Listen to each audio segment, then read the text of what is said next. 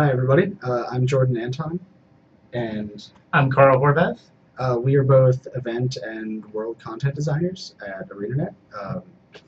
We'll be talking a little bit about what we do, which is making events, making renown regions, and mini dungeons, jump puzzles, kind of filling the world with the things that you guys get to play. Help keep you interested in each map and keep you in the world. Yeah. So mostly, we've kind of worked through the Norn Alpine regions in the game, but we've worked through different level ranges. So we've had the chance of working with different factions, different minor races, and kind of building the stories for different sections of the game. So we're going to jump to Karl first. And I understand that in Timberline Falls, you had a chance to work with some of the minor races, especially, I think the Skrid are your favorite. Yep, they are. The funny thing is, Timberline Falls covers a good bit of the minor races. They have Quaggan, Dredge, Skrid, Crate. They're all throughout there. But one of the most fun ones for me was definitely Skrid. Skrid, they're just so goofy and so funny, and you can do so much with them, and everything seems plausible with what they can come up with. Yeah, yeah, it's that's an experience that I had working with some of the minor races as well. I'm partial to the Coden and the Quaggan, but it's fun to, I guess, develop an individual personality for those creatures that come from a different race and a different background. Mm-hmm. Um, so on Timberline Falls, which of the orders were you working with? Timberline Falls is actually kind of funny. It's one where both Derman Prairie and the Vigil are coming together to actually get into an alliance really in the game, because this area is so hostile with all the minor races that they need to work together just to survive. So you'll see them actually sharing forts and sharing outposts, because otherwise they would just get annihilated in separate forces. Yeah.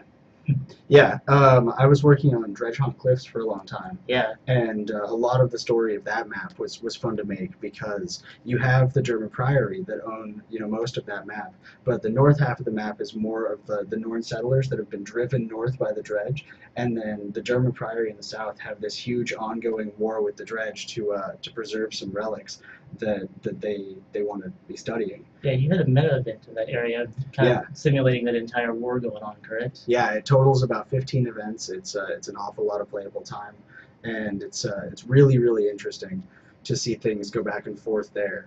To see the Dredge pushing out and capturing some of the bases, and then the German Priory kind of counterattacking and going back in. Seeing the changes of control and how the world changes in those places was really fun to make. Nice. Yeah. So in Frostgorge Sound, you had a lot of Coden up there. Was there also Quaggan? Because I know Quaggan is your favorite, right? Yeah. I really like working with the Quaggan because they're just hilarious all the time. Frostgorge Sound has just an amazing amount of underwater space in it. So I mean, we have the Coden up on their enormous ships, and then underneath the area is just the ocean is just full of the Quaggan down there. Writing for the Quaggan is always a huge challenge, just because of the language that they use is so different. But it's always really interesting. I think that the higher level region that you worked on was Mount Maelstrom. That's right. And what was that like? That was very interesting because it was kind of an odd level flow that we had to get worked out right. But there's again many things going on. There's a giant inquest base right in the top corner where they're doing all the crazy experiments that leads to an actual dungeon that you get to play in, and you have to do a meta chain just to get into that dungeon and keep that open. Yeah. Then in the other corner of the region is a giant volcano, which you actually get to go through and have a giant meta event going on throughout there. All kinds of destroyers are showing up and everything, and you have to pretty much drive out and make the volcano safe again. That's cool. So what kind of content are you making inside that dungeon area? Is it mostly like events and then destroyers invading, or are there a bunch of traps as well, or? Pretty much, there's a lot of traps just in the lava itself. The flows are coming up everywhere. There's a lot of pitfalls. Just walking in that area, you have to be very careful because the terrain tends to blend. Yeah. And it makes you very cautious throughout the entire volcano chain. Yeah, that's something that I really enjoyed about making the higher level regions in the game, is you get to really kind of unload your full skill set with like all the different kinds of traps that you want to make, all the different ways that you can spawn enemies together, and how looking at the skill combinations that the different monsters have, and showing, I'm going to put these guys together because they work really well, and that can be difficult in the lower level areas where characters don't have their full tool set. But then later you can kind of be more challenging. Now, the Frostgorge Sound was actually a level 80 map area, correct? It is. And it's one of the few that's outside of Aura that it's a high level map. Yeah, it was really interesting working on that map because most of the level 80 maps are in ore, and ore has no renown regions, very few friendly NPCs, and you're doing a lot of pushing back and forth along these large map areas. But Frostgorge Sound is more like the game that you've been playing up to that point, and it was cool designing, I guess, renown regions for like the level 80 player and saying, okay, once you've finished getting to this point, like what can we do for you that's still going to be really engaging and really fun. There's a huge boss that people should certainly see up there, and it has its own unique story that was a lot of fun to tell. Excellent. So, what you can be playing? So right now, I haven't. I would like to roll an Asura Guardian, and then a Sylvari Thief, and probably a Char Ranger after that. I think all the classes are a lot of fun. I play a large variety of them, from Warrior, Ranger, Guardian, Thief in PvP a lot, and also in World we rolled a fair amount. Yeah, how about you? I'm probably going to try to do one of each race because I can't make up my mind. I know I'm going to have a Char Thief, a Human Ranger, a Asura, probably Guardian too, just because I love the dichotomy of a small guy that's super like strong guy. Yeah. Sylvari Engineer, and Norn probably going to do a Norn Warrior.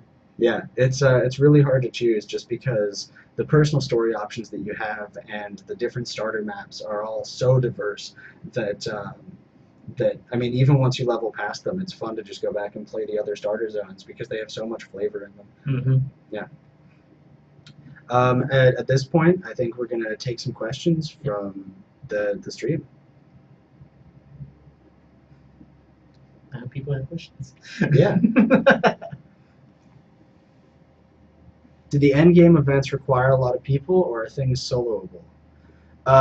So it seems like Ore is more of a group-oriented area because you have these longer event chains that kind of bring people together, and you end up in these large-scale sieges all the way across a map. The other higher-level areas are still built to be compatible for the solo player, but then also scaling up. I mean, in Mount Maelstrom, how would you say the difficulty is there for a solo player? It's actually not too bad. Like I can get through very good majority of the map until you get to some of the deeper events into the meta chain. But those are more because you have to have people outside to keep the dungeons open, and people inside the dungeon who want to play them and the like. So, yeah, you should be able to solve that map pretty easy. Awesome. We have another question. It's, will there be other events similar to the Hunger Games events, and how often will those events be run? Honestly, at this time, like we love doing those events during the beta and everything, and I'm sure that as time goes on, we will have plans for such things. But right now, we're just kind of working on getting the game ready for ship. Yeah, I mean, there's several activities that are already in the game, but those Hunger Games style events are things that we really like working on, and I know that they're definitely in the plan for the future, but I'm not sure how regularly those are going to be running. Yep. And the last question we're getting is, what's the most complex event designed outside of War? I don't know. That's kind of personal preference, I guess. Yeah. I mean that.